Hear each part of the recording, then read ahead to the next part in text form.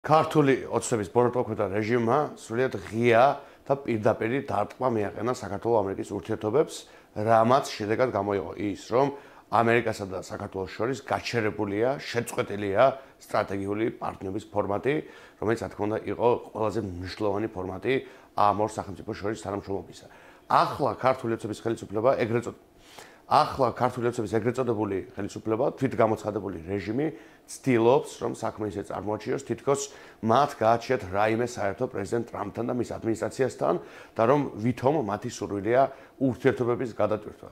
ამერიკის პოზიცია ძალიან მკაფიოდ არის, რომ არსებული კურსის პირობებში ვერავითარ გადატვირთვას რეალურად ვერ ექნება ადგილი. ჩვენ ხედავთ, რომ ორივე პარტია კონგრესში, ორივე პარტია სენატში, სახელმწიფო დეპარტამენტის წარმომადგენლები და სხვანი არიან კრიტიკულად განწყობილი ამ რეჟიმის მიმართ და რასაკვირველია, როგორც ჩვენ საჯარო გზავნილშიც მოვისმინეთ, საელჩოს პოზიცია არის, რომ თუ ქართულ ოცნებას მართლა სურს რაიმეს გადატვირთვა, მას მოუწევს შესაბამისი ზომების მიღება. ამას ამბობს ამერიკის საელჩო თავის ოფიციალურ განცხადებაში.